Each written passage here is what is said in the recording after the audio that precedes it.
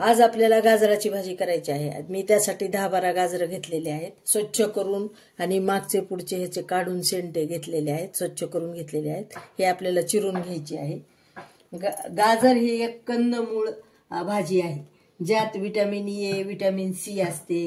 गाजर हे डोळ्यासाठी उत्तम असते, त्यामुळे आपण गाजराचा उपयोग आपल्या आहारात ठेवला पाहिजे आणि गाजरासाठी पचन पण छान होते।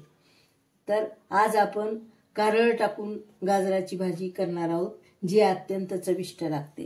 त्याच्यासाठी लागणारे साहित्य गाजर तर मी तुम्हाला दाखवलेलेच आहेत, धुवून स्वच्छ करून घेतलेले। त्याच्यासाठी तिखट घेतलेले आहे, मोहरी आहे, जिरे आहे, थोडंसं कारळाचं पूड आहे, चटणी, हे थोडंसं कढीपत्ता आहे, हळद आहे, तेल आहे, मसाला घेतलाय, थोडासा कोथिंबीर घेतली, कूट घेतलेला आहे आणि आपण हे घेतलेलं आहे मसाला, कांदा लसूण मसाला थोडासा घेतलेला आहे आणि मीठ आहे त्यासाठी।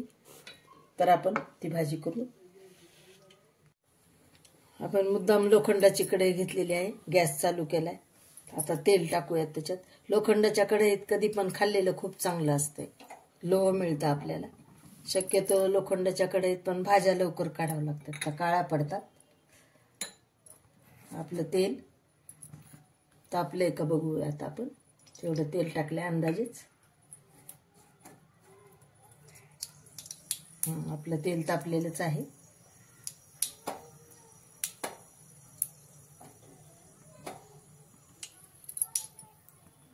मोहरी टाकून घेऊ मग।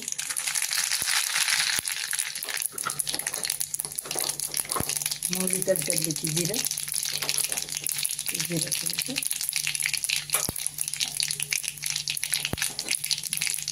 आता आपण टाकू हळद, आता टाकायचे गाजर, हळद अगोदर टाकायची, भाजी टाकायची आधी, म्हणजे कलरही छान येतो आणि चवीला एकदम छान होते भाजी। गाजर शिजायला वेळ लागतो, त्यामुळे आपण चांगलं हलवून घेतलेलं आहे ह्याला, त्याला खूप हलवले आपण आणि आता आपण झाकून चांगली त्याला मऊ होऊ देऊ, म्हणजे लवकर वाफेल त्याला।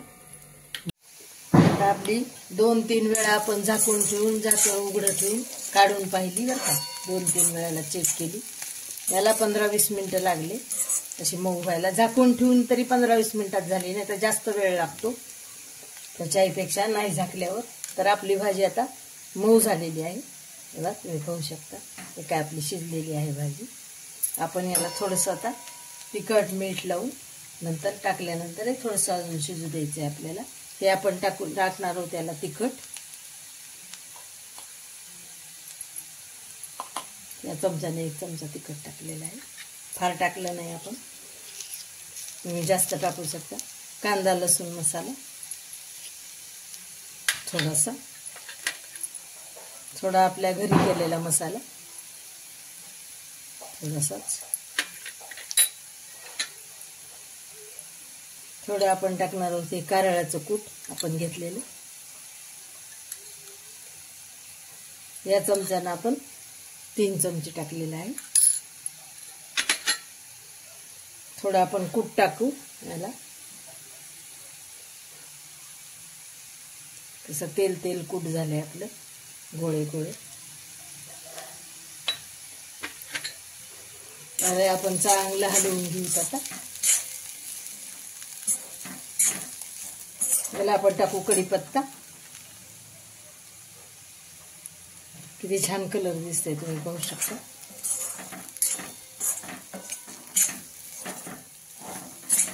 फार सुंदर लागते ही भाजी आपली आणि खूप पौष्टिक आहे। अधूनमधून जेवणामध्ये आपल्या सतत याचा समावेश असावाच। हे आपण टाकू मीठ, एवढं चवीपुरतं।